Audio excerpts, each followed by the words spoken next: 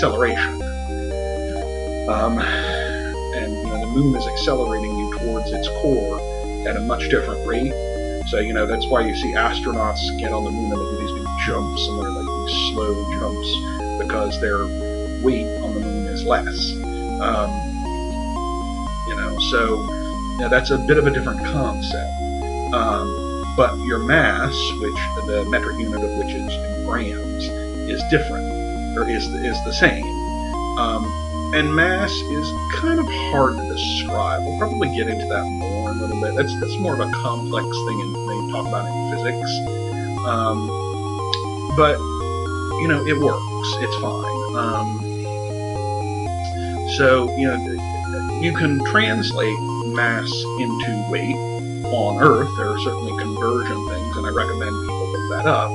But that's not really what it is. Mass is different. And one of the things that comes up is that your density on the moon, because density is mass per volume, I haven't mentioned volume yet, your density on the moon is the same as it is on Earth, because that's mass divided by volume. The volume certainly stays the same. So things that are based on mass will stay the same in places, even if there's a difference in gravity. And there's other things that are based upon mass as well, like solubility, I believe. I actually don't know that, but you get into other things where what you're measuring is mass. But if acceleration factors into it, then yes, that'll start to change that. But just remember, you really wouldn't be translating grams directly into, which is mass, directly into pounds, unless we're talking about the Earth, which in most instances we are, so we will sort of use that. So that's what you talk about.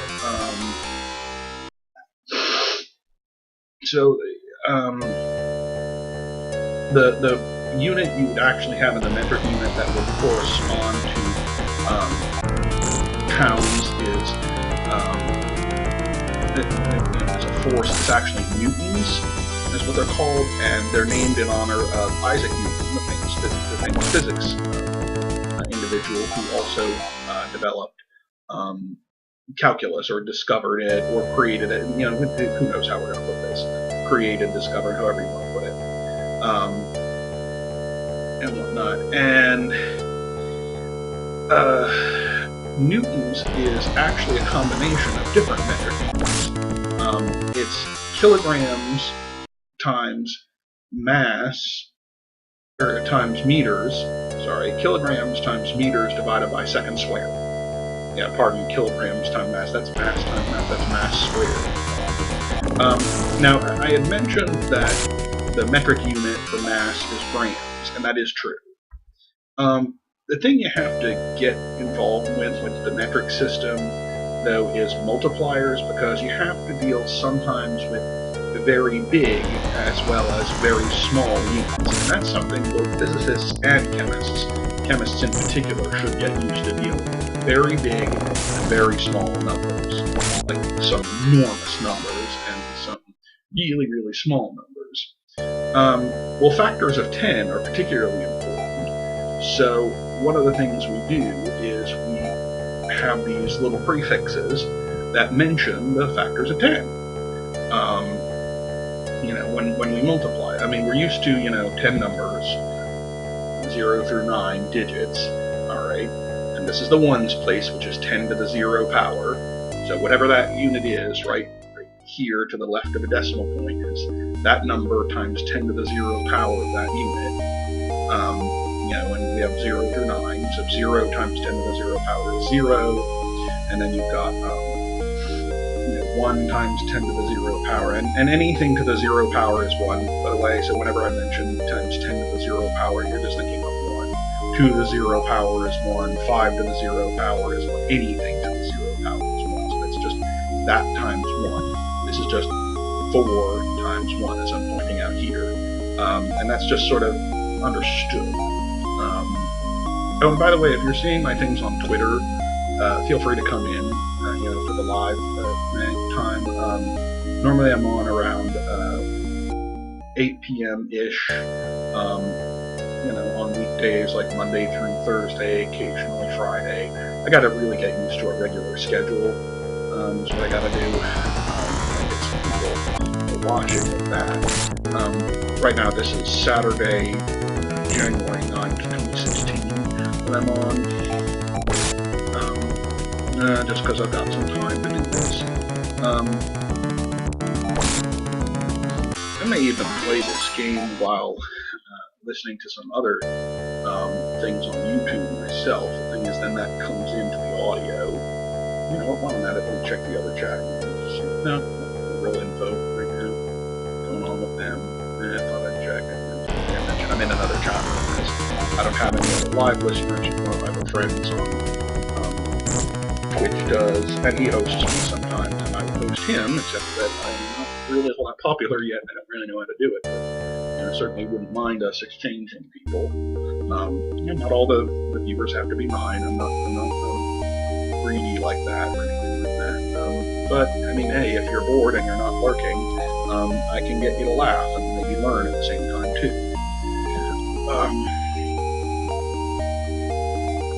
And if you don't want to learn, you just want to be entertained, you know, hey, come in, let me know. I'll be more than happy to do that too. Especially if people donate. So like I was mentioning, force is kilograms times mass divided by seconds squared. Oh, right. And units of 10. So, you know, 10 to the 0 power, we don't really have anything. So if this was measuring meters, this digit, the 9 or 8 or 1, as it keeps changing around, would be that many meters. But then as we move to the left, and hopefully you know this from science, or from mathematics, you've gotten used to that. What that is that's times 10, because we do things in base 10. We only have so many digits that we use to represent the singularity of that digit. For that, and you know, it doesn't even have to be, you know, like this symbol that's 4 doesn't have to be that symbol. You could draw a square, and because it has 4 sides, that represents the number 4. And one of the things you learn is that different cultures had different ways of doing that. You learn the Incans had methods where they would do math. They had these symbols that represented tying knots and things. And they tie knots, and then they like move to the left to indicate a certain number of units. And I think they did base 10.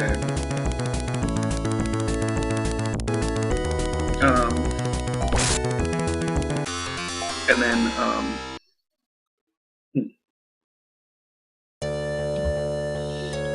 pardon something. And even the Aztecs had a mathematics system. They were the people of Mexico, and they counted in base 20. So instead of having 10 units that would indicate the ones place, they had 20 units that would indicate. And people who do stuff in computer programming learn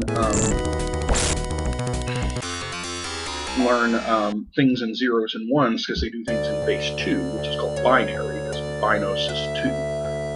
You know, kind of makes sense. The word binos is 2. And actually, that's where a lot of the things come from, like I was mentioning, animals and stuff like that, and the scientific method system. A lot of that comes from Greek and Latin. Like I mentioned, stuff's going to be based in Latin, hence why we say Système International, like the French language, which is based upon Latin, in which the adjective comes after the noun and not before it. Well, you know, even though in English we do it the other way around. Oh, and that's, you know, of course, the language I'm speaking. We don't speak American, although I guess I am speaking American because English, which is what we thought of as the British, has become so different from, you know, American English. Hence why people talk about they speak America, and it is a bit different, quite a bit. But I know some of the British things, but that's because I'm a big Monty Python fan.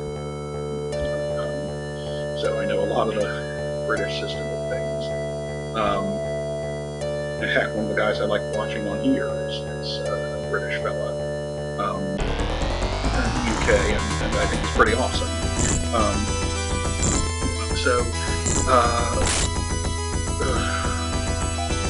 Right, so we have newtons, and then of course we have a temperature.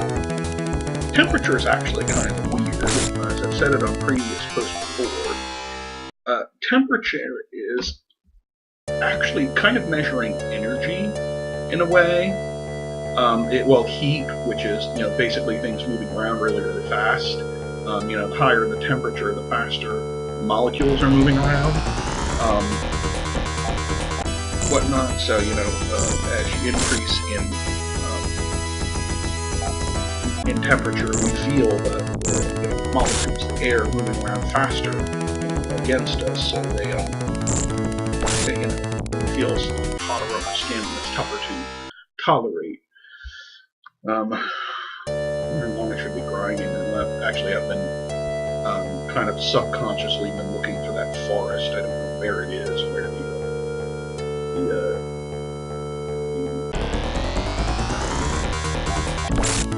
cyborg is supposed to be in this game.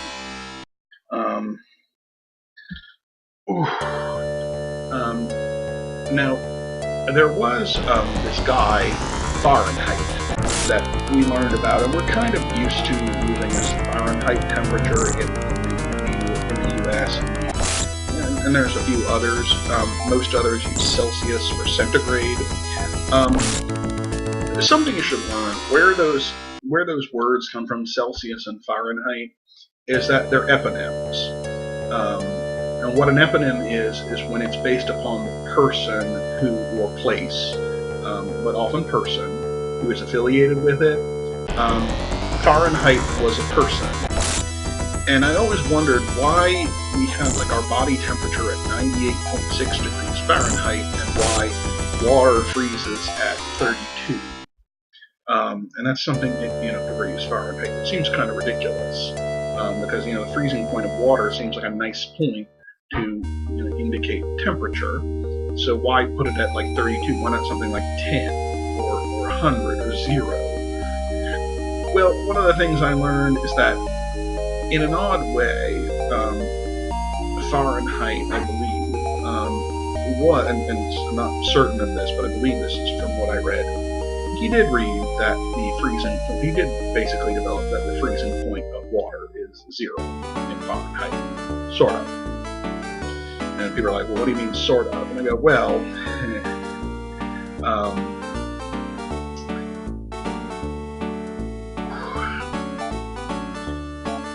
the sort of is that it's salt water that freezes. The thing I guess he didn't realize is that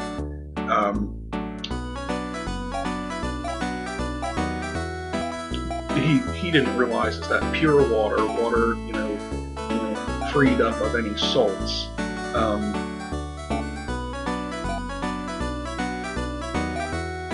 water freed up of any salts is going to have a different freezing temperature than water that is just pure. Because adding something to the water, like salt, which is commonly known as sodium chloride, well, that's a type of salt, among others. But if you just add salt to water, that's going to change the boiling and freezing temperatures, and that's just a given. It's something you learn in chemistry. So most likely it's because he was, working with ocean water and stuff from the sea and from the ocean is going to have different properties than fresh water, freshwater lakes and streams, but salt water. And I think he chose 100 to be close to what his body temperature would be, but it wasn't measuring it very accurately, so it winds up actually being 98.6, which is the thing you probably have learned in a hospital at some point, or if you're in a doctor's office, because when they measure your temperature, they're looking for it to be about 98.6. It can go up and down, and that's a way of measuring if you have developed an illness. So, hey, there's a place for using chemistry. So that's what this guy Fahrenheit, who is the eponym, the name associated with that, comes from. But there was another guy, Celsius, who did a much better job, I would think, who saw 0 to be the freezing point of water and heat